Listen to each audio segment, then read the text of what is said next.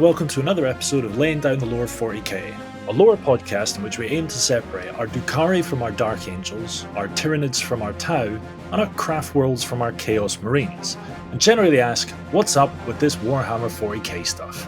My name is Ben Crone Barber, and I know pretty much fuck all about 40k. With me is my co-host Christopher Crallan Allen. Yo ho ho. Who knows absolutely fuck all about 40k. Absolutely fuck all. And my dear brother Darren. Ho yo yo. Who knows so much about 40k it's a wonder he has time to do anything else. Over the years, this dichotomy between our levels of understanding became clear, and this series is an attempt to address that ignorance. Get your own greeting, Darren. Pardon me? Get your own greeting, verting mine. Pish. Scoff. All right. Pa. Learn your own 40k lore. Okay. See ya. All right. Cral's doing this episode. Once upon a time, there was 1K. And there was 1k. 1K met 2K and made 3K. And so on and so on and so on until 40K. Now, we all know that you were paying attention last week, Cral, and that you could do a much better job than that. So let's test that theory. Oh, right. Yeah, because I said I was going to quiz you in retaliation for quizzing me. However, the funny thing is, in true Cral style, I can barely remember anything from episode 2. Oh, for fuck's sake, man. You had one job. One job. Right, okay. Speaking of one job... Look who it isn't. Yeah. Literally in the middle of recording, my flatmate walks in. Jesus Christ. Yeah, I told you that yesterday. She came on. I wish you'd use the toilet brush. After you've used the toilet. Anyway. Right, well, I guess I've got to test you then, you useless test me. Fucker. Go on then. Right, okay, so last, if I can remember.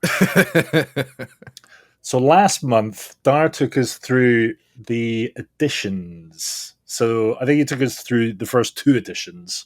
Can you remember what I'm going to challenge was that. called? I thought the main event, it was actually the 2nd and 3rd edition. Those were the big cojones. That was kind of the main event. You were... right, firstly... Darren, correct or wrong? Pardon me? Was that right or wrong? Did we cover the 1st and 2nd or 2nd and 3rd? You are 50% correct, Cral. Okay, excellent. I'll take it. We did indeed cover the 2nd edition. But my point was there were 2 main editions which kind of eclipsed everything else or made the most kind of meaningful difference, improvements to the game, which is still around today. And that was the 2nd and 3rd edition. Those were the 2 big ones. Or am I right or am I wrong? You are technically correct, but we did not cover the 3rd edition. We will, and it was significant, so ergo, I get future points. Still wrong, fine. Yes. Okay. Well done, mate.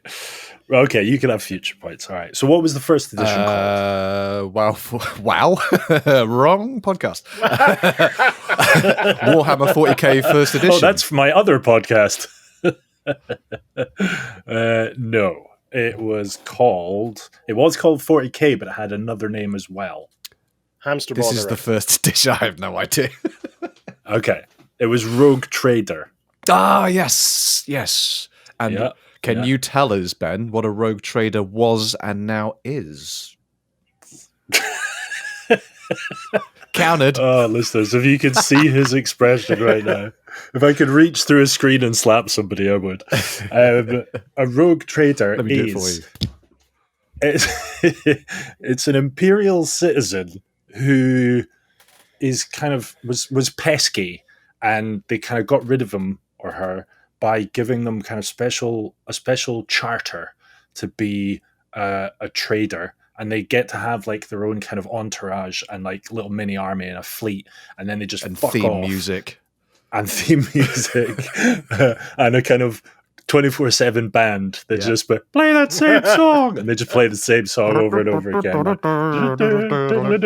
And we're taking requests, and they send them out to like the frontiers of like human territory, and then is that right? That's what it was, but what did it become? They are now merchant princes. Awkward silence. I don't know. Was that addressed to me? Yes, Yeah. they are now merchant princes. Okay. Cool. Okay, well done, Cral. You can have a point for that. Who do almost exactly everything Ben described, Yeah. but the origin is different. Okay. Right. Okay. Okay. Cool. Do you remember, Cral, why it was called Rogue Trader? What was it based on? Was it based on a board game before Rogue Trader called Laser Blaster or something? Blasting lasers or something like that? No, that was definitely a thing. That was definitely a thing, but I don't think it was what it was based on. Was Rogue Trader a board game originally, Darren? No. Okay, all right. This is good. Excellent. I'm going to give you a clue. Mm-hmm. Smurfs.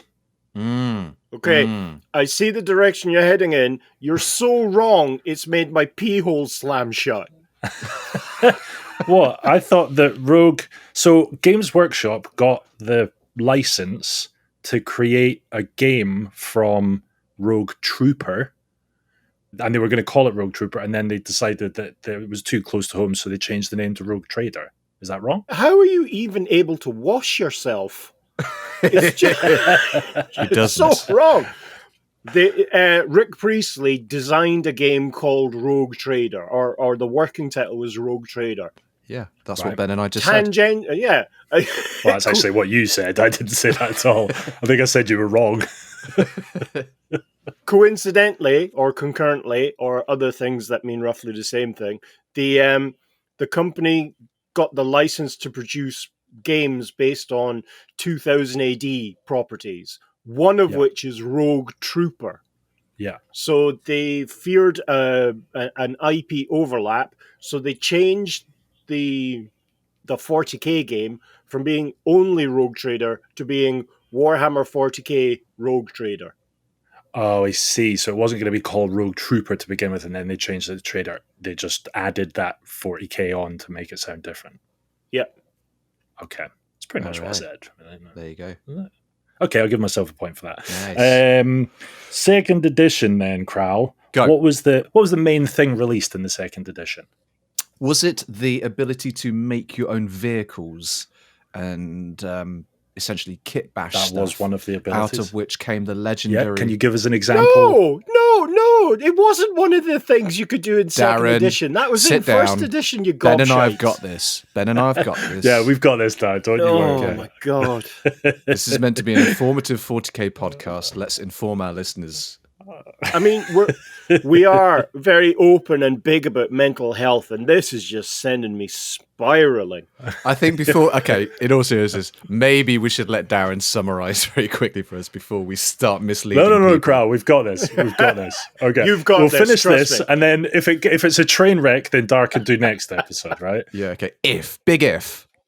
What was the main thing that was developed in the second edition? If it wasn't that, was it the Adeptus Titanicus? No, it was just in general the races. Oh, right, okay. It kind of. Everyone had their own codex. Exactly. Is that right? Is that right, Dhar? They all had he's losing his shit over there. I'm so angry, I'm now tugging on my genitals. That's a very strange response to anger. Yeah, so the races were more defined. They weren't just... In the first edition, I think it was adaptations of fantasy figures that you could kind of kit bash and make space figures. And then the second edition was actually more defined races and their own rule books. Yes? No? Kind of. Okay. Iron out the kinks there, Dhar. Iron out the kinks. There aren't enough irons in the world. Because that was real kinky. That was real kinky. And not in a fun way. Kind of like your hair today. What's wrong with my hair? You look like an advert for McDonald's. It's like a massive M. No, what has happened is I've looked like I've just listened to the last 10 minutes of this podcast. Hair raising. So first edition was a real kind of Wild West in terms of the lore. Really what we're talking about here is the lore because otherwise we picked a terrible name for the podcast. The races were translated from fantasy. There was some resculpting of various bits, and then, no, not Slanesh, and then the new factions were added in. But it was very much in media res. You joined it in the middle of the setting existing. The history, the lore was very ill-defined. Or no, ill-defined is wrong. It was very loose. It was loosey-goosey. Minimally. And you could draw direct lines from the setting to books like Frank Herbert's Dune, to the Michael Moorcock books, to the Foundation series. The inspirations were fairly self-evident. In the second edition, really following on from supplements like the Realms of Chaos, the 2 Realms of Chaos books, the Orc books, and the continuous development process that was carried out within White Dwarf with constant updates and new articles and new factions, new rules, that kind of idea. I've completely forgotten where I was going with this. And then?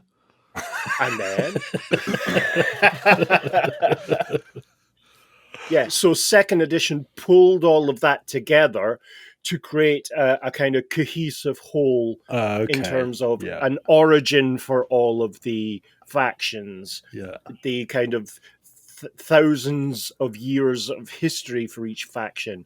The Horus Heresy was brought into sharper focus as the defining event within the Imperium. I remember it all when he says it. It's not there. Okay.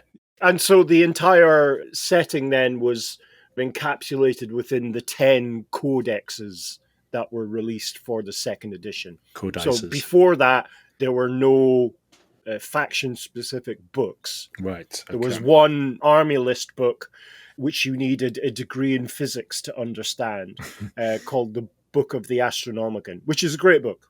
It's a fantastic book. But yeah, it's definitely of its time. But not one that Cral or I should read. I mean, as punishment, maybe. Well, I feel like this quiz has been an absolute train wreck. So maybe next month, here's an idea. Dhar, you test both of us and we'll score it. We'll do a pop quiz. I can really have something now to look forward to, do you know? Yeah. Okay, I've got one last question for Chris, and I'm confident that you're going to get this, mate. Can you name some of the orc tribes? I mean, come on. I'm not even going to dignify that with a response. Pish. I mean, obviously, the snakebite tribe. The pillow biters. The pillow biters, yeah. Right, okay, yeah. They were definitely your fave, weren't they? Mm-hmm. That's about it. And then there were the other guys. Right. There was just one tribe, yeah, exactly.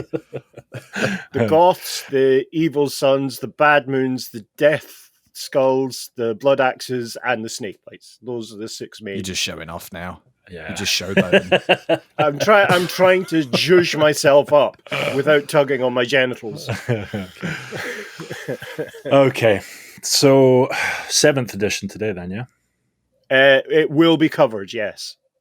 Wow. Let's try. Holy shit. I was joking. I was joking.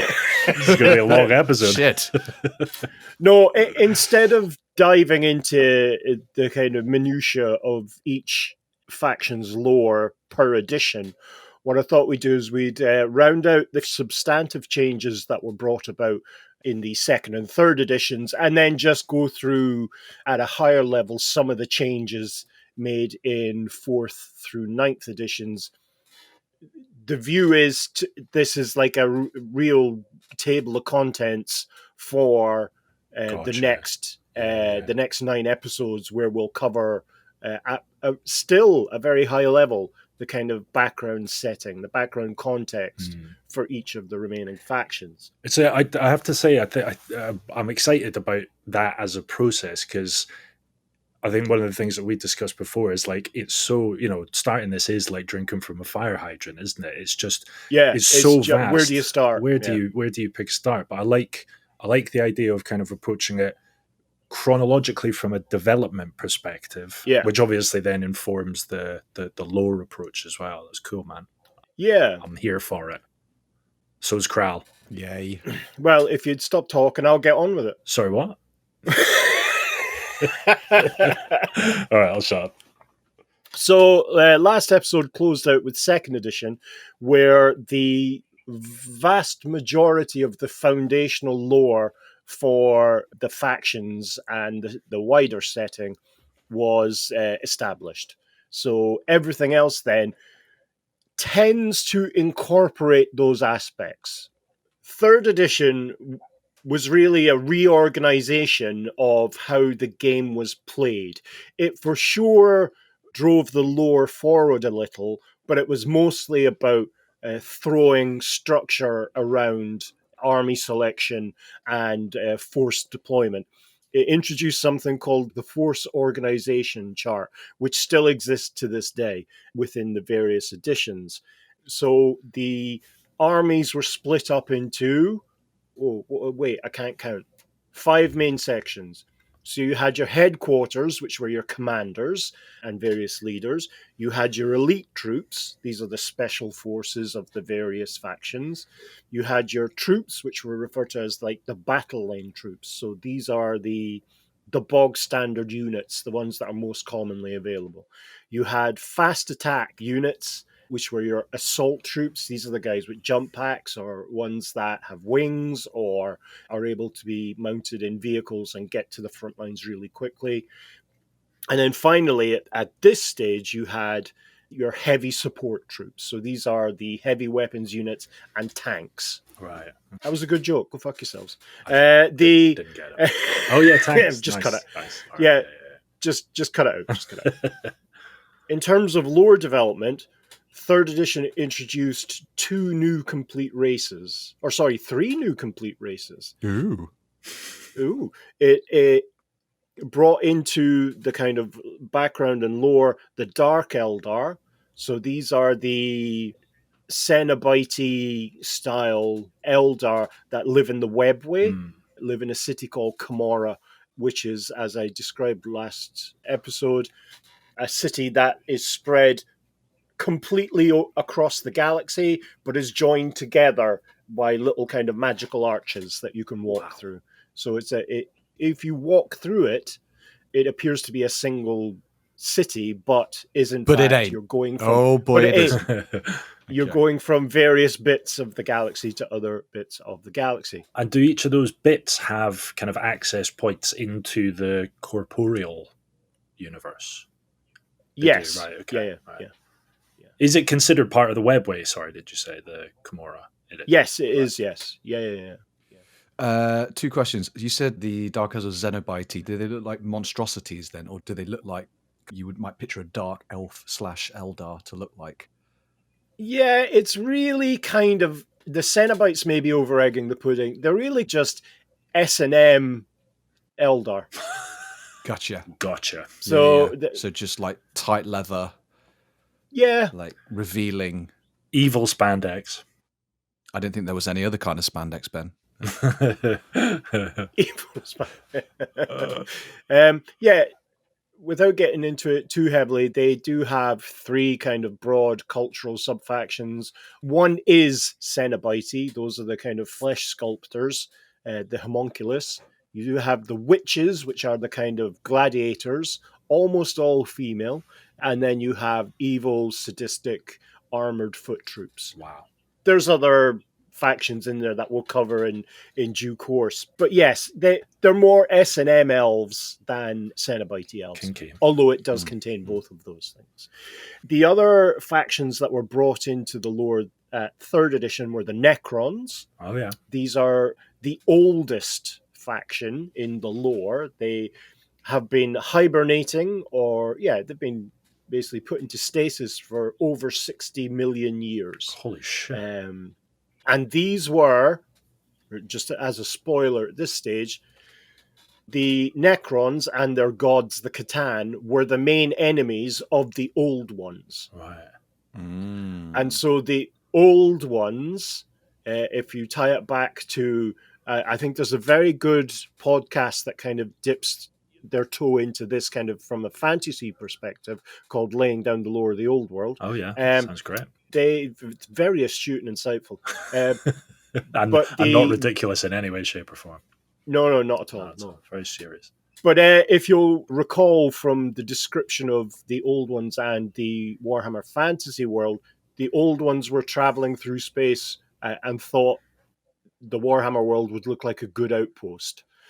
So that if you accept the premise that Warhammer world is a world within 40k, which was mentioned briefly and then kind of discarded by Games Workshop, they were discovered during the kind of war in heaven between the Old Ones and the Necrons. Regardless, these are Terminator-style undead robot. It's basically space undead. That's cool. And they are in the process of emerging from hibernation and reconquering their old territories. Mr. Chris. So it's not conclusive about Warhammer Fantasy and 40k necessarily being in the same universe. It's been toyed with that they're perhaps just separated by vast galaxies. Yeah. Are there some people in the schools that like to think, yeah, they are in the same universe, they're just very, very far apart? Or are there those that are, nope, they are absolutely completely independent? I think the vast majority of people think that the idea was not particularly good and it was just shelved. Didn't add any value to the lore or the game. Okay. And realistically, in official publications, it's only mentioned once and tangentially in Codex Chaos Space Marines in 2nd edition for a greater demon called Nakari. There's a couple of sentences there kind of... I think it's more Games Workshop gave a kind of little nod and a wink rather than they were going for it in any meaningful way. Do you think that's what all they were doing and they had absolutely no intention of fleshing that out? Is there a possibility they were just kind of testing it in the water to see how the community took it? No, I think perhaps it's... Yeah, I think it was perhaps a humorous inclusion. All right, okay. Much like Funny Cancer. Where... Ouch. Ouch. Well, you would, wouldn't you? Ouch. So the other new faction that was brought in were the Tau, which are kind of grey bipedal camels with no hump and a short neck. Wow. And sound the opposite of camels to me. Sounds like a human camel hybrid sort of jam. Yeah. Jesus. These are a very mecha-based race in terms of making war. They're the most technologically advanced of the races in terms of development time to the kind of efficacy of their weapons. They are a very inclusive race. They offer any enemy the option to join their empire or face destruction. Wow, so, a very kind of noble thing to do. Very reasonable. Yeah. So are there ranks like on the tabletop made up of other races in Tau armor then? There are other races in the Tau army that do have armor that looks similar to Tau. I'm thinking like they've got Vespids, which are these kind of winged insectoid troops. They have clearly been armed by the Tau and are part of their greater empire, the greater good. There are a sub-faction within Tau called the Kroot, and these are very interesting. I can't wait to get onto covering these guys because they have aggressive genetic evolution. So they can devour a being and then decide to take on the beneficial traits of that being. Cool. There are Kroots with wings, Kroots with multiple legs, this kind of idea, Kroots with extra senses, all done from devouring an animal or a sentient being even that has these these traits. There's something kind of covenanty about it, the Covenant from Halo. Yeah. It was a combination of multiple races all fighting under the one banner. Exactly right, yeah. Yeah, that's cool. Yeah, it's that kind of idea, but it's one of these ones where it's the Tau kind of pitch it as join us in an army of equals It's not at all equal. Right. They will mercilessly put down any rebellion within their own ranks. So it's very much a kind of Roman Empire kind of deal, if you see what I mean. Sold. In terms of, in terms of motivations, Right. They are the youngest race in terms of their evolution within Warhammer, within 40k, sorry. They have existed at a kind of decent technological level for a handful of 1,000 years. Wow. And there is a very interesting book from the Black Library. I can't recall the fucking name of it, but it's set within an inquisitorial outpost where they're dissecting different races. I think it's called Xenology. They go through the various different alien races, and it's revealed that the Tau may have been manipulated, their cultural development, manipulated by the Eldar with a little bit of influence from a specific insectoid thing that allows kind of group hive mind, kind of pheromone. I was about to say discharge, pheromone emitting leaders.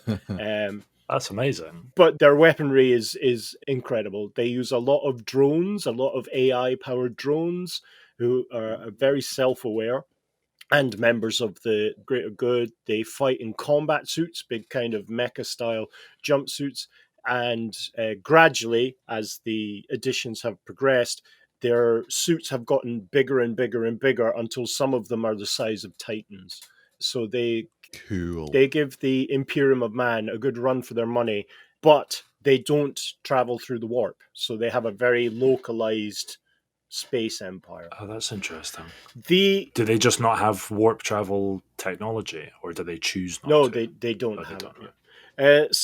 The other two major events within the third edition in terms of lore were a refinement of the Inquisition.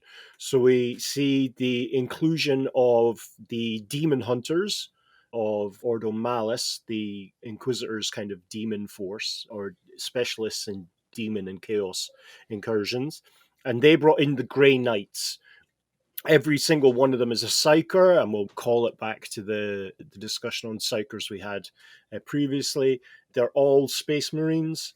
They are incredibly well armored and armed, and are right up there with the Emperor's own bodyguards in terms of access to equipment and skill in battle.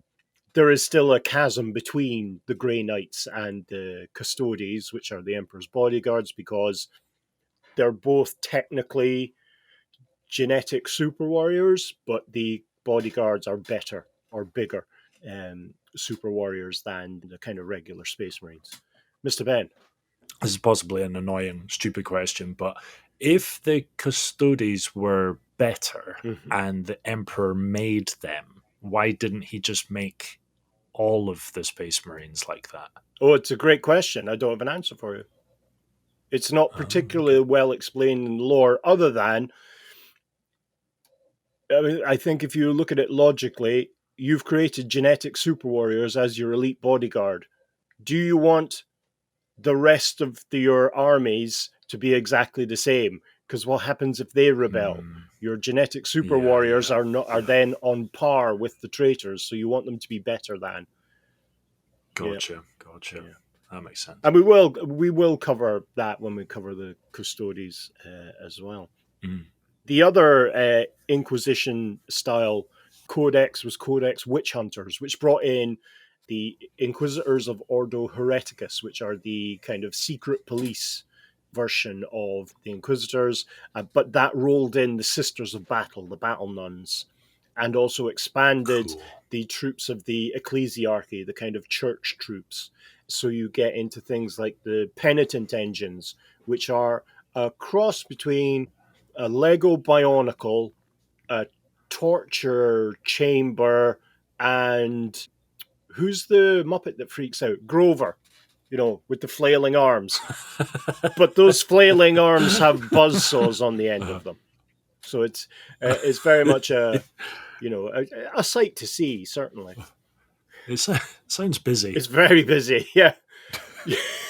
Sounds busy. I would not want to be near that. It's one of those things where you look at it and you go, "What's their home life like?" Do you know what I mean? It's how you get you. How do you get a taxi in that? I think I might have caught an image of a penitent engine. Is it a one-man vehicle, as it was? Yes. And the guy inside it, or the person inside it, is basically being tortured, and the penitent engine is being fed from his pain and misery. Is that the concept? Yeah. Yeah, marriage. Jesus Christ. Yeah. The penitent engine. If you go outside Darren's house at the moment, there's just 4 big flailing arms with chainsaws attached to the house. Do I have to go to the shops? So really, those were the major additions to the lore, and they have remained within the body of the Kirk as it moved forward. They've all had their lore built on and expanded on. It's important to note at this stage, we're at 3rd edition. There was 19 codexes for 3rd edition. Oh, wow. There was only 10 for 2nd. Now, one of the benefits of the 3rd was they were able to fold in sub-faction codexes. So the Eldar, they got the kind of generic codex, but then there was like a craft world Eldar sub-codex, which detailed 5 specific craft worlds and the abilities and information and background lore for those craft worlds. And that's a thread that grows throughout the development of the game. When they release a codex, how many models would they make available for sale per codex? Because I'm guessing the codex are all, in a way, also a means for them to sell models. Would that be accurate? It's an interesting point, well made, and it's something that happens in the background. I think it was 1992, certainly open to being corrected by listeners, there was a management buyout in Games Workshop, and a chap called, his last name is Kirby, I don't recall his first name, took over as the kind of head honcho, and he viewed, I think quite astutely, that these games were a vehicle to sell models. So the game itself is marketing for the sale of miniatures. So they make the vast majority of the money until licensing opportunities opened up. They made the vast majority of the money from the sale of, as Chris would call them, figurines. Figurines, thank you. Figurines, you're welcome. So you see this kind of slow expansion of the different troop types, the different vehicles for each faction as the editions progress. From the 5th, 6th edition, you start getting into like centerpiece models. These are kits that cost £65 plus, up to a couple of hundreds if you buy from the Forge World miniature imprint. They have a kind of a separate department within, or a separate company under Games Workshop. But in terms of per codex, the current Space Marine Codex is incredibly thick because it's had to include all, data sheets and details to play all the miniatures that have been made available over the past, I think it covers like 4 or 5 editions. So way back to 4th edition. Wow, right. So it's the issue is, as people have collections, like you build a collection for 3rd edition, 4th edition comes along. They really need to add things rather than take them away, because your established player base will get pissed off. And so that's the catch-22 in terms of the playing of the game rather than the lore. As we progress, you'll see there's an interesting kind of thing comes up at the transition to 8th edition. But we'll move on. That's 3rd edition, really, in a relatively medium-sized nutshell. But as I said, there was some quite significant lore and faction expansion addition there. But the main changes were the game mechanics, how the game was played, how the game was structured. Mr. Chris, you look like you're pissing yourself. I was just going to say, this is very much more about Games Workshop and the history of the game Yeah. Unlike when we started doing the first episodes of Fantasy, it was very much lore and not the game. It was very much like, this is the setting, this is the world, this is the background, this is the beginning. Like, it was almost story time. And you got to remember, I am an absolute noob. As Ben explained in the intro, I know less than fuck all about this. So when you start talking about like the game and codexes and things like this, I'm one removed away from the lore. I'm 10 times removed away from the game. Do you know what I mean? So I am trying my hardest to try and absorb this, to try and not disappoint Ben during the next recap. I think it's not only going to be you. I think it's going to be a great deal of many people, because it underlines the sheer amount of resources that Games Workshop pours into 40K. It is their flagship game, and their company has effectively built itself over 30 years around that single property. It does other things, of course. There's other games, and Age of Sigmar and what have you, but the real focus has been on 40K. And so discussing the business, you sort of have to, especially when you get into them retooling their production facilities in Nottingham to make these enormous kits. They've got some staggeringly big plastic kits now. But yeah. Moving on. We're moving on to 4th edition. 4th edition is 2004. 3rd edition was 1998. So New Millennium. Okay, opening my textbook to page... So a New Millennium and a completely different game. No, not at all. It was almost exactly the same. There was minute changes between 3rd and 4th edition. In terms of lore, you really see the addition of a focus on a new Space Marine chapter called the Black Templars. These are my favorite Space Marines. These are a Teutonic order, so they're very much a kind of Germanic, close combat focused chapter. They despise psychers in all their forms, and they're one of the few chapters that reveres the Emperor as a god rather than just their leader. You say they despise psychers, but do they ironically need them in some crucial way, like the rest of the Imperium of Man? Boo. No, they don't have librarians, as it were. They don't have their own section of psychers, and they ally almost exclusively with, or when they ally en masse, it's almost exclusively with the troops of the ecclesiarchy, the kind of the space church, and the space church can't stand psychers. They understand there is some infrastructural need for them on a practical level for a galaxy-spanning civilization, but they will not ever serve with psychers, if at all possible, unless commanded. So, like, the job of the navigator on a Black Templar's ship must be a shit job. Oh, yeah. It's just fucking hated by everyone there. Yeah. Right. Fuck. Well, you'll know the experience, Ben, of trying to get the English to accept Scottish money.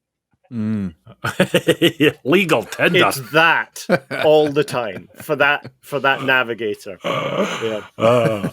As a side note, Victoria, my wife, this is the first mention of Victoria, made a shop assistant cry by shouting at her to get her to accept Scottish money. Vic had enough. A daily fight when Scottish people bring their money to England. And anyone who's met Vic, and you can kind of get an idea from my personality, it takes a lot to get her wound up. But she had enough. Yes. She is probably the most zen person I've ever known. The only other new addition to the body of lore was the Codex Chaos Demons. They were pulled out of the brackets of the Chaos Space Marines and given their own codex with their own lore. Demonic incursions became a new and exciting way to die in Warhammer 40k.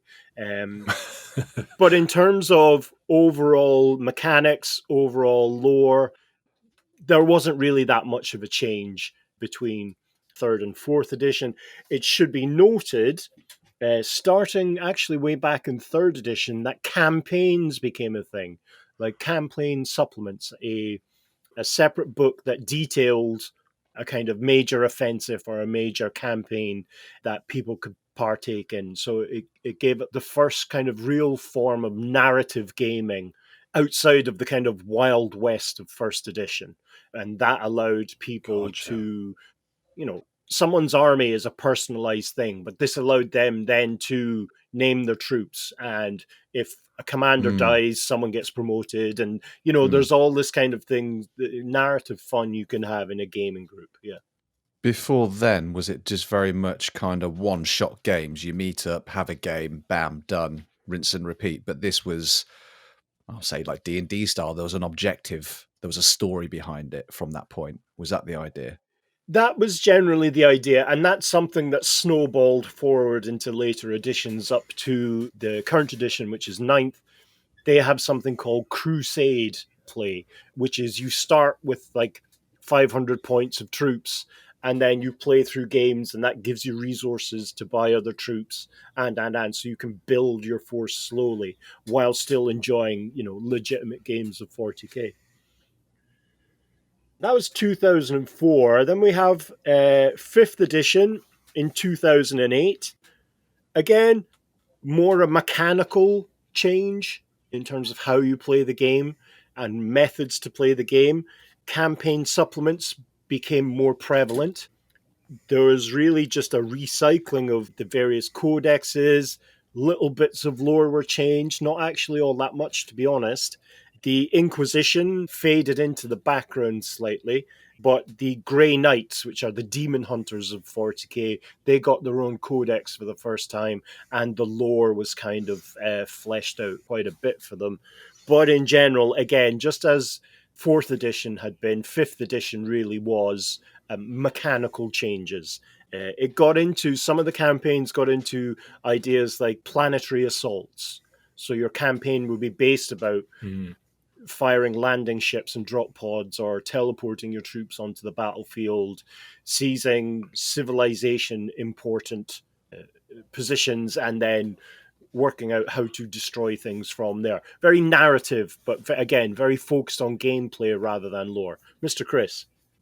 You mentioned teleporting troops onto the battlefield and whatnot. Yeah. In fantasy, the orcs have a move. They use, is it the Hand of Mork or the Hand of Gork? No, Hand of Mork, Foot of Gork, isn't it? Yeah. Where they can teleport. Do they have the same orcish abilities in 40k as they do in fantasy? Do you get a Hand of Mork? They have the same abilities, but they're technology based. So the orcs have some. It's the bionic Hand of Mork. Well, the orcs have something called a teleporta. So TELLYPORTA. Teleporta. And so, sure. But in terms of like dropships and landing craft, the orcs have this thing called a rock, ROKK or ROK, I can't remember. So what it is it's an asteroid an asteroid with engines fitted on one side that they literally just point at a planet and fire it, and it's full of orcs. So it smashes into the planet, amazing, and the survivors of that crash go out and fuck shit up. That's fucking cool. Sometimes the simple ways are the best ways. Yeah. That's why I love the orcs. You spoke of like mainly mechanical changes in these editions. Were these mechanical changes attempts to kind of add more balance into the gaming experience? It's been a constant struggle for a game of that size to achieve any form of balance. With each kind of edition lasting at this stage 5 to 6 years, you end up with what's called scale creep or power creep, where the most recent codex is designed based on all the codexes that came before, all the codices that came before. So it's used to address power issues within those codices. Unfortunately, this means that the latest one is almost always something that can fuck up all the armies of the previous ones. So as you get to the end of an edition, the next edition then has to try and iron out the kinks from the previous one. But you have to keep in mind that there's a growing body, a growing number of units and characters and tanks and, psychic abilities and special abilities for each faction, for each edition. So the sheer scale of the effort to balance this stuff as you move forward.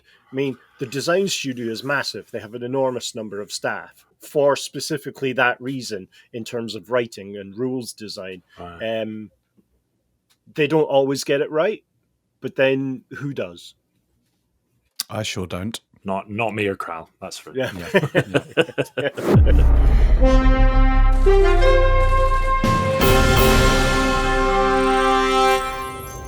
Oh, this ship is so dreary and cold. How did I end up on a Black Templar vessel anyway? Oh, I wonder who that is. Hey Darlan, it's Chloe. Hope you're having a nice day and work is going okay. Just wanted to say I'm really looking forward to our date on Saturday. See you then. Oh, that's lovely. I can't wait to see her again. Huh, another message. Locarno, get your ass down to engineering level 77 and meet me in my office. Double time. Yeesh, that doesn't sound good.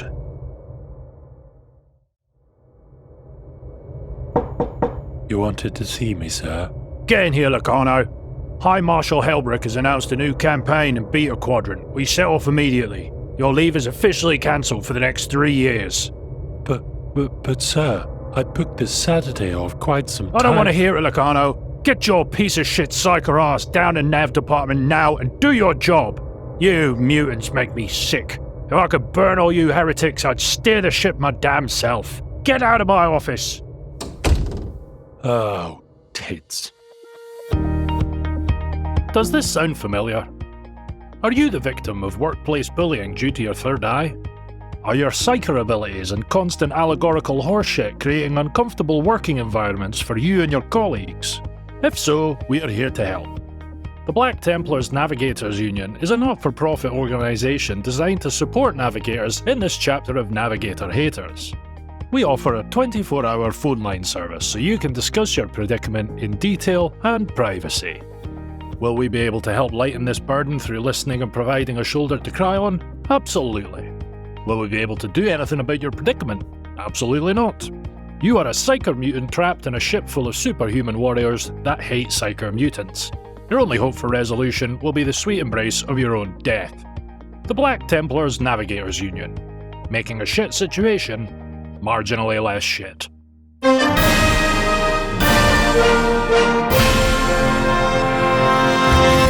So we move from 5th edition to the logically described 6th edition. Whoa. Whoa. Whoa. Wait a minute. Slow down. Where 5th edition had one of the smallest catalogue of codices, coming in at 9 or 10, depending on how you view smaller ones. 6th edition got into the kind of arena of supplements and other ways to play. They had 12 codices. The big editions, the Inquisition got their own codex for the first time, outside of the 3rd edition Nice. Witch Hunter and Demon Hunters. It was all kind of merged into one. The special forces of the Imperial Guard, the kind of human, the base human army, got their codex. That's the Militarum Tempestus, and these really are like the SAS of the Imperial Guard. We then had a codex for a troop type that was in the very first White Dwarf I ever bought, which is White Dwarf number 99, and that's the Legion of the Damned. These are good, again in quotes, Space Marine demons. What? These are burning spirits clad in Space Marine armor.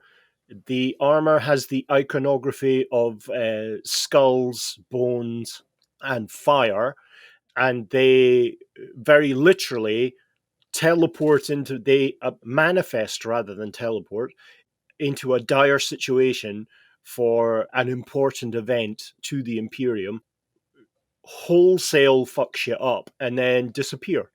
Wow. At this stage, in 6th edition, there were a number of kind of origin stories from them. I still prefer the first one, which is they were a chapter of Space Marines called the Firehawks that disappeared into the warp and were effectively, well, they were infected by a plague, and because they were reduced in such numbers, they took their guidance from the Emperor's Tarot, the Imperial Tarot, which allowed them to perform the will of the Emperor. But they're effectively, they're effectively Space Marine demons. So cool. That's fucking cool. That's how you would think of them. That's not how they play on the tabletop. Please don't fucking email me about any of this stuff. The last new edition, and this really is where GW kicks it up a notch, are the Imperial Knights. These are the mecha. These are the high Gothic mecha of the Imperium of Man. So these are the walking tanks, first introduced as minor foot troops in Adeptus Titanicus and the Epic gaming system. So it wasn't in 1st edition, but it was in 2nd edition. These are things that tower above ordinary troops. I think they cost now something like £95 to £100 each to buy. On average, you need 5 for an army to get up to kind of competitive game size. But it added in the heraldic Arthurian style robots context for these robots. They're not robots; they're piloted. Are they in Terminator armor? No, these are actual walking tanks. They're mini Titans, basically. Oh, wow. Right. Fuck. That's cool. They were originally brought in as part of the kind of Epic gaming system, the mini-minis. So they're developed from herding mecha and kind of lumberjack mecha, which were then armed and armored up and created these kind of knights of both... That's wicked. Metaphorically, physically, and emotionally. The 6th edition also brought in the Codex supplements, brought that really sharply into focus, where they would take one sub-faction from a given faction. For instance, Chaos Space Marine had 2 sub-factions kind of explored in separate supplements. One was the Black Legion. That's Horus's own legion from the Horus Heresy, now under the command of... it's splintered. It's under command of various warlords. The most preeminent is Abaddon the Despoiler, first introduced in 2nd edition. And he just spoils everything. No, he unspoils everything. No, he's the despoiler. He's the despoiler. I don't think that means what you think it means. But there was a supplement for a handful of codexes, and it was mostly lore. There was very little kind of game rules in each one, but they were like 48 to 96 pages in length, chock full of interesting information. So there was an Eldar one, a Tau one, and a couple of Space Marine ones as well. But in general, again, it was Imperial Knights, the Inquisition, the Legion of the Damned, and the Imperial Guard Special Forces, the Militarum Tempestus that were brought in with, a wagon load of lore for each.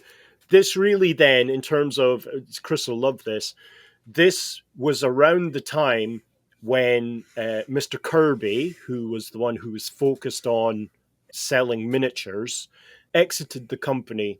So the transition to 7th edition. About time. Talk about overstaying your welcome. He had a quite famously documented position. He didn't believe anyone actually played the games. He believed that almost all of their sales were to collectors and painters. Wow. Really? So was he just in denial? I don't know. I think so. I mean, people more familiar with the situation could comment on it. But when he left, there was a chap called Roundtree that came in who believed that they're... Not the Roundtree. Yes. As in the sweet guy. Yeah, he's pretty sweet, actually, yeah, given what's happened. So we went from, with 7th edition, which is in 2014, which is a year before the old world was destroyed, or sorry, a year after, I can't recall, there was an explosion of publications about the game and about the lore and the different ways to actually play the game. You went from having really one kind of starter set to having 4 through the life of the product, 4 box sets. Initially, there was a starter set, and then they got into this thing called a battle box, which was a select force from each side, plus the basic rules, plus a little small mini campaign. Effectively a starter set as it goes on. So they went from 6th edition having 12 codices, to 7th edition having 21. Some of them were variation on a theme. We shouldn't kid ourselves. But we saw the reintroduction of Eldar Harlequins, space clowns, the space jesters.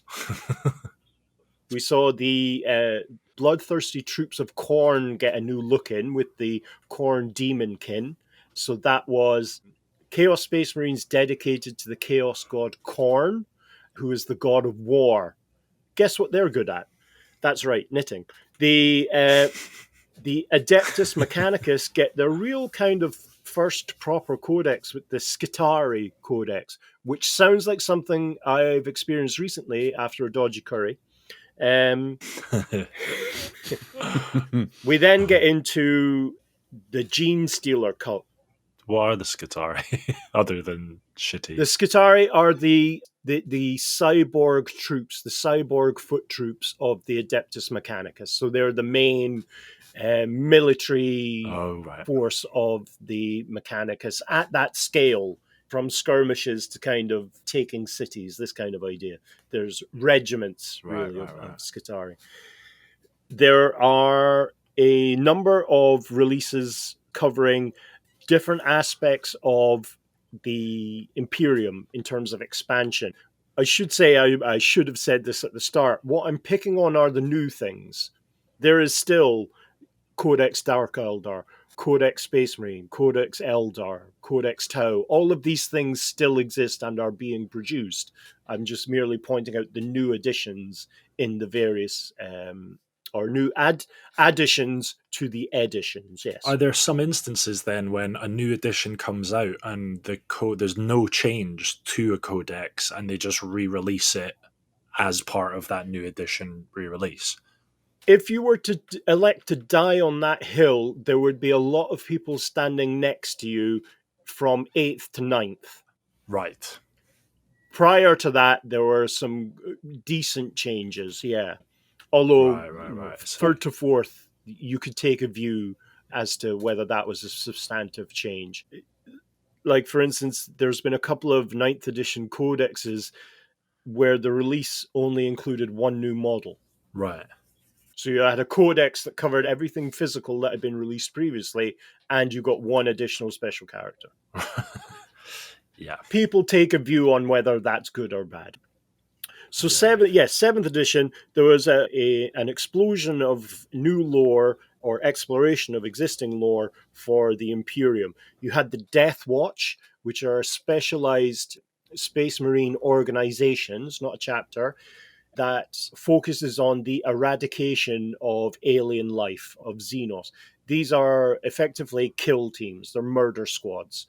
They go in, they do what they need to do.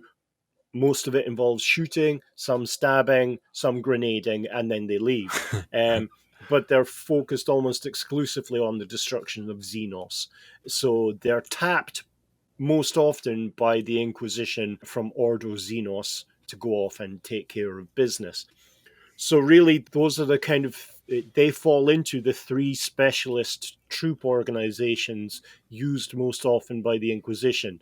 You have the Death Watch for Ordo Xenos, you have the Sisters of Battle for Ordo Hereticus, and you have the Grey Knights for Ordo Malus or Ordo Malus. 2 of those are Space Marines, one of them is the Sisters of Battle. We've discussed previously, they're pretty much just female Space Marines. Nice. So that's the Death Watch. You then had a look at Imperial agents. So these are Inquisitors, Astropaths, Assassins. These are the important military assets that appear from time to time. this really wasn't a cohesive force. It's something that it's like a special character you would add to an existing Imperial army. But again, it came with a bucket load of lore. It was a really interesting read. Speaking of the interesting Imperial aspects, you then had another two codices, which were the Adeptus Custodes, which are the Emperor's bodyguards. So these are the ones that are clad in gold. And famously, this is the army that Henry Cavill has. That he showed a picture of him painting Custodes on Instagram, I think, a few years back. And that's when everyone had a hobbygasm over him. The Custodes army must be relatively small in relation to like a standard Space Marine army, because are they point wise, are they a lot higher than a standard Space Marine? They're equivalent to a kind of minor hero. Each one is a minor hero in terms of stats and access to equipment. So a 3,000 point army, you'd have less than 40 miniatures. So a 2,000 point army, you could get away with spending maybe 100, 120 pounds. It's the cheapest army to buy in terms of model So what counts. you're saying is Henry Cavill's a bit of a cheapskate. Or he loves the kind of elite and believes the Emperor should be protected, Ben. I'm sorry you don't agree. Oh, well, there you go. The final kind of Imperial Codex were the Sisters of Silence. So these are the soulless women of the Emperor's witch hunters. These are what's referred to as pariahs. They are beings that are born without a soul. Oh, yeah. Everyone feels uncomfortable in their presence, except are the pariahs, and they've militarized this. These are the troops and crew of the black ships. These are the ones that go in, capture enemy psychers, and bring them back to Terra, to the planet Earth, to be able to be processed through the various institutions into useful psychers or food for the Emperor or fuel for the Astronomicon. Why are the pariahs used to capture psychers? Because they nullify any psychic power within a unique distance per pariah. So effectively, they're a carbon rod for psychic power. You can't cast spells or you can't manifest psychic powers. If I used cast spells, I'd get lynched. You can't manifest psychic powers around a pariah without having harmful, either fails or you get a kind of negative impact on your person. So these are the elite witch hunter troops. These are the ones sent in when an alpha level psyker goes mental. They're also the ones used to capture psychers on a battlefield. Interestingly, they use things called psych out rounds. These are effectively small little rockets that fit in their bolter guns. And these psych out rounds, also used by the Grey Knights, they're manufactured with the dust that's left over when a psyker is sucked dry by the Emperor. Whoa. It's a nullifying psychic agent when processed. So it's used to target enemy psychers, demons, and in the game, it ignores invulnerable saves. So it ignores kind of power shields and psychic shields, that kind of idea. It's also used in grenades as well. There are psychic grenades. Mr. Chris. Is there a collective of like rebel psychers that are fighting for their own existence, fighting against the Imperium of Man? Or are they kind of a scattered renegade group of people with no kind of collective, no single kind of objective, no single leader or anything like that? Or are they their own faction? There is not a faction of psychic users, of alpha level psychers. What you find is they go insane from effectively hearing the voices of the warp. One of the benefits of being soul bound to the Emperor, we discussed that process in very kind of high level detail, is that you're effectively immune from the day-to-day kind of scrabblings and whisperings of the warp if demons are trying to get into you. When you manifest a power, you open yourself up to that possibility, but you gain an enormous amount of protection from being soul bonded to the Emperor himself. So the alpha level psychers who don't have that are constantly under attack. They're constantly hearing things at the edge of their senses, feeling kind of prickles up and down their back. And that sensation is, in fact, a demon trying to claw their way into our reality through their psyche. Jesus. It doesn't leave a lot of time for organizing. Sure. But invariably what happens is an alpha level psyker will either go insane and thus be useless and just a force of destruction, or they'll dedicate themselves to a chaos power or an organization that has access to some psychic nullifying apparatus. Right, like a release. Yeah, it's like having walking nuclear reactors. That's really what alpha level psychers are in terms of their capacity for devastation. Sure. I was just going to ask, the powers of these psychers, is it kind of a one-use psionic blast, mind-melting thing, or can they, again, we were comparing it to magic users in fantasy, for example, but magic users can cast ice and fire-based spells, and that kind of thing. Are psychers really just, they use psychic energy in one form, and then that is it? Do they have a variety of different abilities and...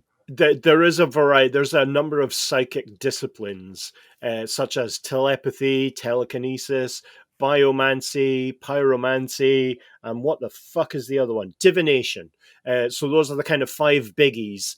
But each specialized psychic group, whether it's the psychic librarians of the Space Marines or the psychers of the Inquisition or the astropaths, that kind of idea, they have access to their own variations of those psychic disciplines. So there are multiple disciplines, and within each discipline, multiple types of psychic ability that can be used. Different elemental type of psychic. So exactly right. Divination, radiant, style, Bernie, that kind of thing. Lighty.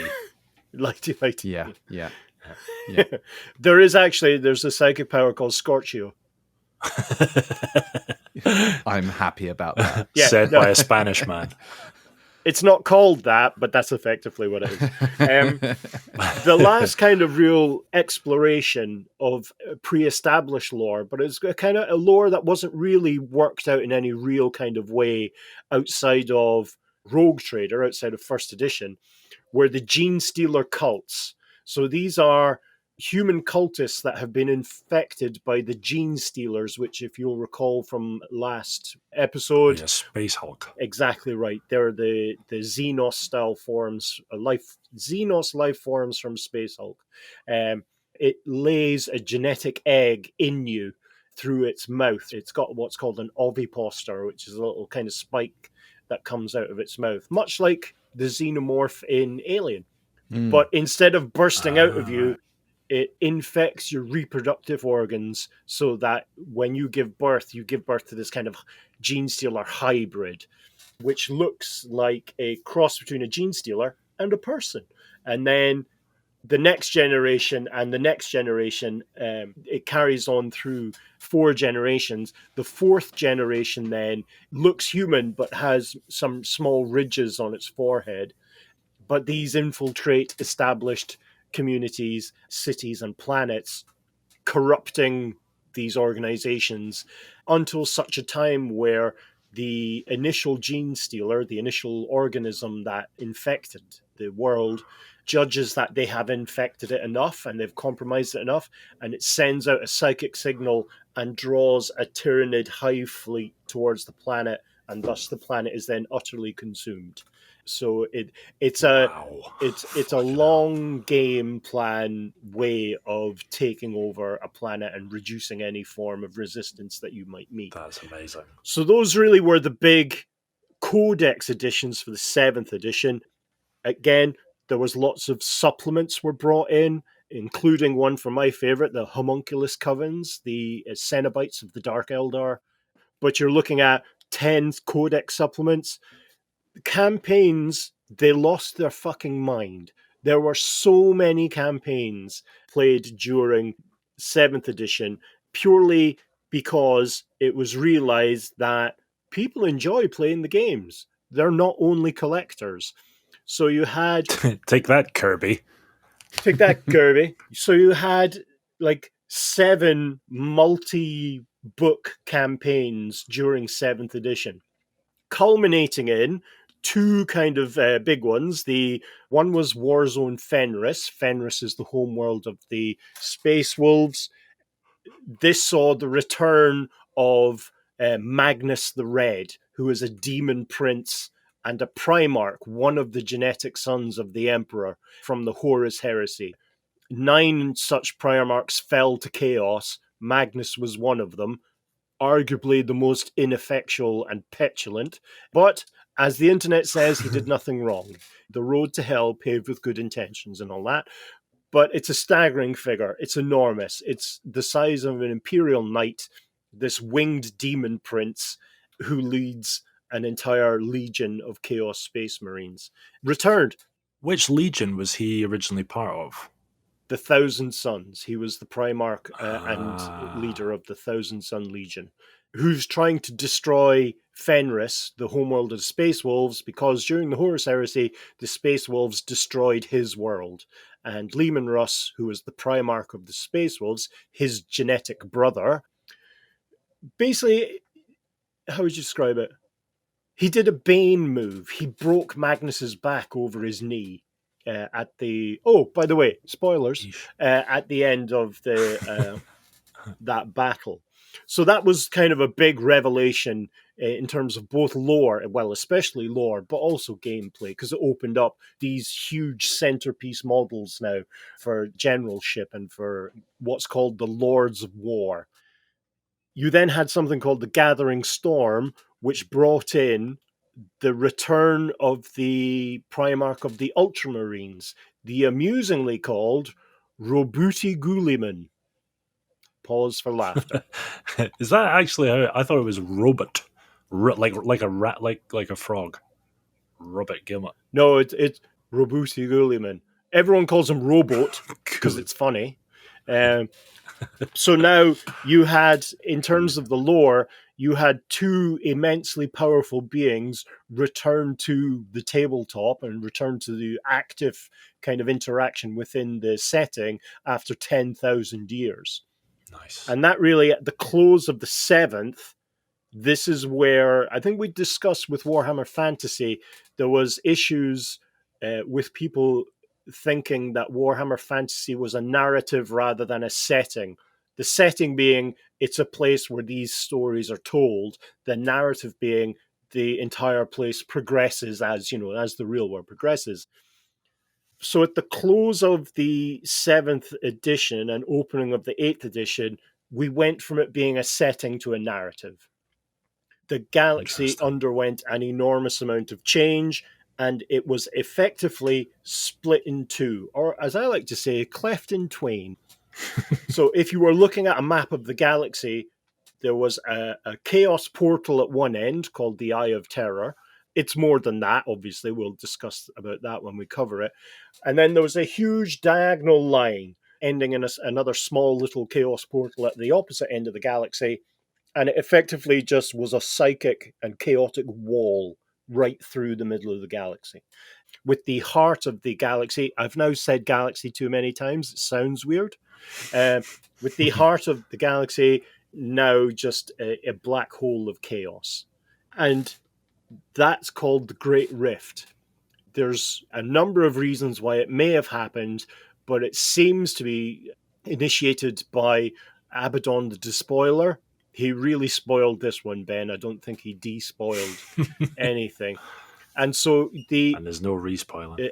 As of the 8th edition, the Imperium of Man is cut in 2. So you have the Imperium and you have the Dark Imperium. Interestingly, there's a number of very significant lore bumps and lore additions brought in 8th. 8th, in my mind, is the most exciting addition that came about. I think that from the lore overload of 7th into 8th, I thought the 8th resolved a lot of the things in 7th, lore-wise, that I was quite pleased with and brought it to be kind of exciting to read. So in terms of new additions, new codexes, we're looking at the Adeptus Mechanicus now get a full-blown codex. It's not just their kind of infantry regiment. You have access to various robots, servitors, flying vehicles, as I like to call them, aircraft, and other things added in. It explores the different forge worlds, these planet-sized factories, and how they produce stuff and what they produce, and how to play a force from each different one. You're then looking at really 2-3 new chaos codices. Both the Thousand Sons of Magnus get their own codex for the first time. They get a solid big bump of various new types of troops, types of demons. The greater demon kits are bigger now, so you get more impressive demons on the table, and of course Magnus.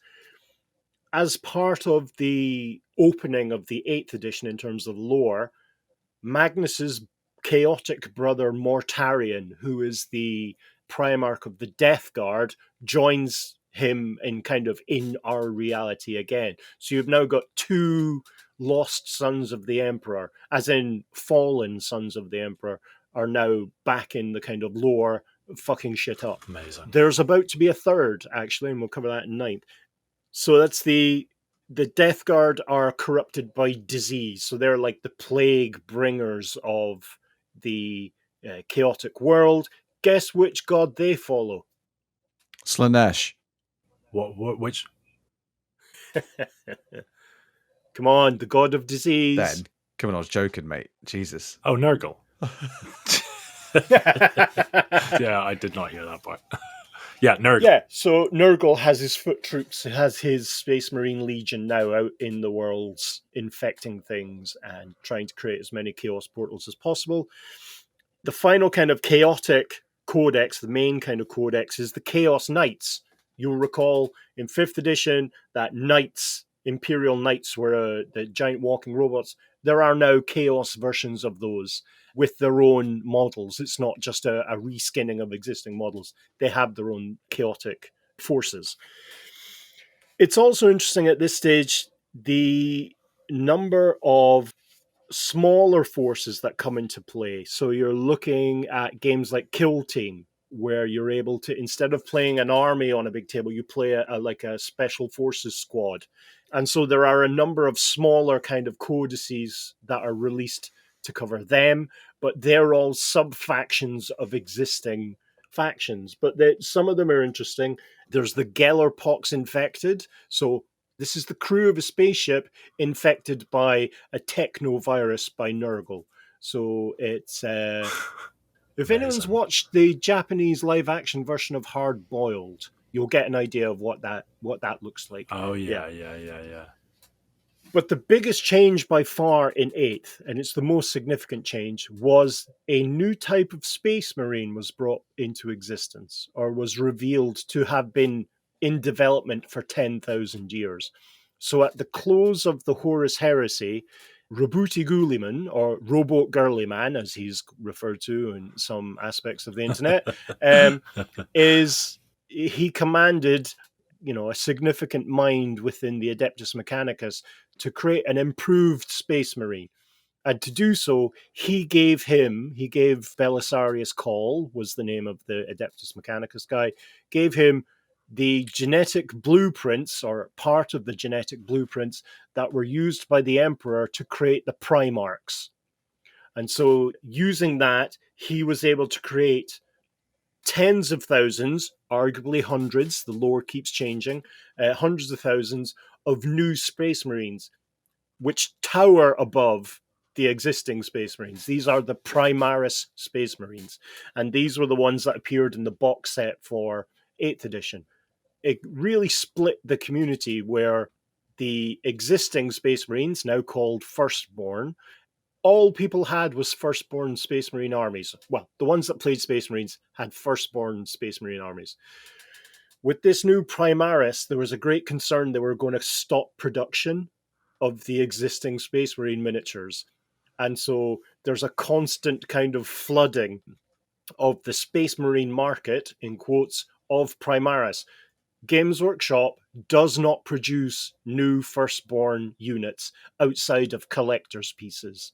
Shit. They only produce Primaris Space Marines.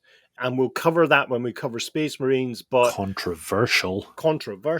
Effectively, what happened was, after the Great Rift opened, now I'm calling them Robo, fuck's sake. Rabute led what's called the Indomitus Crusade. So brought out these tens of thousands of new Space Marines and kind of snowplowed his way to try and bring peace to one half of the Imperium, and then tried to cross over into the Dark Imperium to be able to bring peace to that.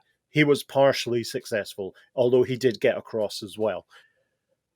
Not all Space Marine chapters in the lore have welcomed the new additions with open arms, but they have to admit that, for instance, with the Blood Angels, there are Primaris Space Marines built from the blood and genetic stock of pre-Horus Heresy Blood Angels. So there is this kind of veneration of Primaris Space Marines in some quarters, because some of them did in fact exist. Some of them were alive during the Horus Heresy. So you have heroes of legend returning to present day, or being revealed to still exist in present day. Wow. There's a method in the lore where a firstborn Space Marine, an everyday Space Marine, can be turned into a Primaris Space Marine. It's called Crossing the Rubicon Primaris, and a number of significant Space Marine heroes have done that. But does that involve them going through some sort of operation then? Yes, a significant amount of physical surgical procedures. There is I was about to say psychic. I think it's like hypnotherapy, and not everyone who attempts it survives it. So Jesus. More and more creating new Space Marines is done in the Primaris method rather than the Firstborn method, because it can be done very, very quickly, as opposed to taking the entire adolescent development of a human male to make a new Space Marine. Gotcha. Are you saying that there was Primaris alive that they existed during the heresy? The Space Marines that became Primaris Space Marines, there's only a handful of them, but they were turned into Primaris Space Marines. Right. So they existed as regular Firstborn, but were turned into Primaris. But this has been done in some kind of secret labs aboard Belisarius Call's ship. It's taken them 10,000 years to perfect it. Right, I see. I mean, they're churning them out. And it's really, if you recall, from 1st to 2nd edition in the lore, the existence of the Imperium became hopeless. The kind of grim, dark, you're all fucked kind of attitude. With the 8th edition, that's not entirely now the case. There is some level of hope, although the situation they're facing is much worse. So 8th edition brought around some real revelatory changes, and that culminated in a campaign called the Psychic Awakening. It was a campaign that was spread across 9 books, and each book revealed the impact of humanity's kind of psychic growth and what it meant to individual cultures and individual factions. As the series progressed, there was a number of new characters, new troop types were made available in plastic, either brand new or units that had been available in metal and resin brought into plastic. And then that really closed out 8th edition. It was the single largest change in the lore since moving from 1st to 2nd edition. 9th edition, which is the current edition, and we'll be seeing that close out, I think, in the next 2 years. So it started in 2020. Really, the only real kind of lore changes were the addition of the Leagues of Votan, which saw the squats return for the first time in 30 years. The Kinder Eggs. The Kinder Eggs are back. Again, this edition follows the same kind of model where there's a big focus on campaign supplements codex supplements and campaigns and narrative play. And they've just announced and are about to release something called the Arcs of Omen, which is, I think, where we'll see an evil version of the Adeptus Mechanicus emerge the Dark Mechanicum. So it's the Adeptus Mechanicus that sided with Horus during the Horus Heresy. What has become of them, what they've turned into, that's what will be explored in that campaign. I'm not entirely sure that will be the closeout of 9th edition, because they've pretty much run the gamut in terms of factions to release codexes for. But the new Khorne Codex will be out, the World Eater Legion, which will see another Primarch, another fallen son of the Emperor come about. That'll be Angron, the Primarch of the Khorne worshipping World Eaters. Sounds very Zen. Sounds very Zen-like, doesn't he? Angron. Yeah. There's some rumors that we'll see another good Primarch come out within the next few years, but yeah. Aren't there quite a lot of Primarch figures available, though? Yes, but that's for the Horus Heresy. That's for 10,000 years ago. This is where I keep getting confused. Given the state of Cral's face, he just looks completely polaxed. I think that's a good place to draw a veil. Well, basically, I've done the job. There's nothing else to I have to communicate in terms of the growth of the lore through the editions. But yeah. So anyway, over that really simplified summary, thoughts? Cral, what was your favorite edition? Let me just warm up. It had to be edition number 6. Well, the joke's on you. There wasn't an edition number 6. You weren't paying attention. It's quite amazing, the evolution of the game over that period. I mean, again, as someone who thoroughly enjoys lore and sci-fi and that not, but really, I've not even touched the tabletop gaming. It feels like that was very much a lot that happened there.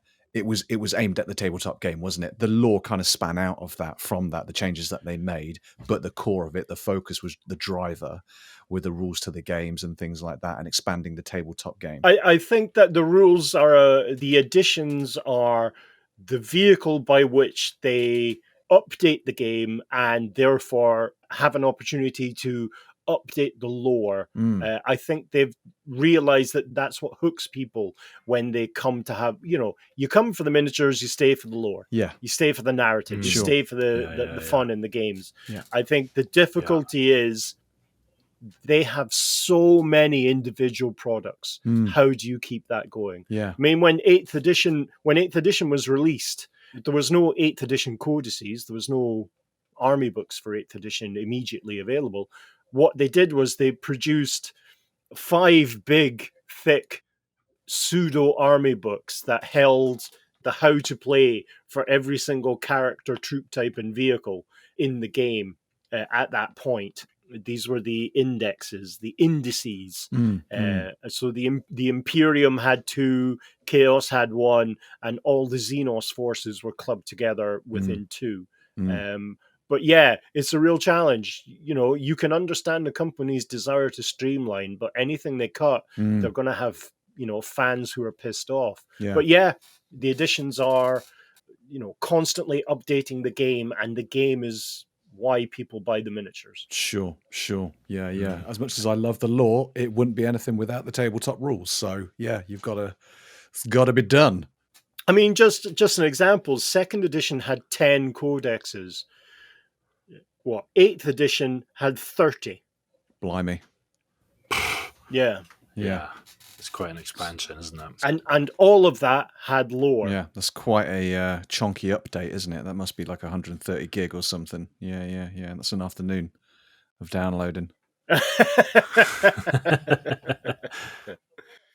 With regards to the Horus Heresy, I know that what we're talking about is 40k, but the series of books about the heresy, like when did they start releasing those? Oh Jesus, you've caught me on the off foot. Mid 2000s, like 2004, 2005. So there were several editions in by that point. Oh, actually, I think it must be in line with 7th edition, because they use 7th edition rules in the game.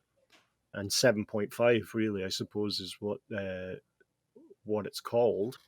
Yeah, So I think it's like the early 2010s. Right, okay, cool. Crowley, what of all the races that we've heard, which one are you most pumped about to get to know more? I'm intrigued about the Psychers. I didn't even know Psychers existed before we started this show. So it's kind of given it a whole new dimension to me. My grasp of 40k is very much... Just to clarify, they don't exist in the real world. They don't exist in the real world? No, just to manage your expectations. Hang on. They're not real. Uri Geller would kick the shit out of you, and he wouldn't even touch you. The Uri Geller field. Are you saying in this world that you and I are in, Ben? Yes, in this is the one that that we call the real world. Yeah. But the existence of Psychers in 40k, no idea, and it kind of adds another thread to, again, my noobish, naive grasp of 40k is Space Marines, big mechanical robots, space orcs, your classic kind of good and bad. Yeah, exactly. Makeup of units. And then you've got the Psychers, who are kind of like an underlay of lore that are really kind of the backbone of they are allowing the Imperium of Man to exist, yet they are also despised as well. Yeah, and they also fuck a lot of stuff up. Precisely. Yeah. So they're intriguing me the most. Yeah, Psychers is really just the 40k version of magic users. So a lot of races and factions have access to, a character or a unit that can manifest psychic powers or psychic-like powers. I mean, the orcs are hilarious because we've covered the orcs in the fantasy podcast. It's exactly the same. The more orcs you get together, the more Wa is available, Wa power, used by what's referred to as the weird boys. Who, interestingly, nice. I just think this is as a reward for Cral for having to sit there and listen to me talk for an hour and a half. It's a joy, Darren. There's they earth the Wa power with a copper rod. They just jab a copper rod into the ground, and if they don't do it, their heads explode. That's how I feel. It's a good job I inserted this copper rod into the earth. It's a good job I earthed myself. Well, I'm pumped about the Tau, man. I really want to know more about them. They sound kind of communist sort of approach, as like come into our fold and fall in line or die. Yeah. I was going to say, outside the Psychers, the Tau sound absolutely awesome. I'm disappointed in both of you, but I love you nonetheless. Why? Are you not a fan of the Tau then? I can't stand the Tau. Oh wow, okay. It's quite an interesting addition. Like all of the other races kind of, I don't know, there's almost something that they kind of seem not obvious, but you kind of expect them. They make a lot of sense there. Whereas the Tau, that whole kind of like inclusive expansion model is totally unique. There's no one else. I think it's either you're us or you're exterminated. That seems to be the mindset of all the other races in 40k. Is that right? I think really, I suppose I'm being unfair. They're young and they're optimistic. I'm 50. That's why I hate them. Touché. And that makes total sense. But also the Grey Knights, man, the Demon Hunters. Yeah. Those guys seem like next level. I think I was getting mixed up when you were talking about the Knights because they're the kind of mecha jobbies. It's the Grey Knights are in Terminator armor, aren't they? Like big. Yeah. Well, they originally occurred in Terminator armor only, but there are now power armored versions of the Grey Knights, including. You'll be pleased, Chris. They have short range teleportation backpacks that allows them to catch people off guard. Zip. Nice. What are the faction or the units in Terminator armor, but with walrus tusks? Oh, those are the Chaos Terminators. They look so cool. They are Terminators, but yeah, as you say, they've got tusks. They can gore you. When they first came out in that kind of look, there was, I think it's the heavy weapon guy, had enormous mammoth tusks. There was no fucking way he could have turned his head without clanking into his gun or chopping off one of the tusks with his sword.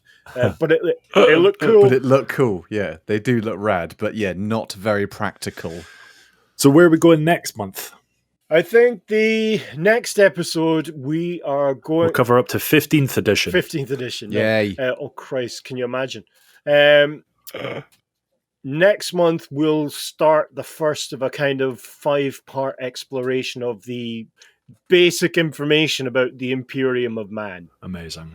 The next episode will be its history, and then we'll follow it up with the kind of institutions and, organizations and armies and military forces and that kind of thing, and how it interacts and how it operates.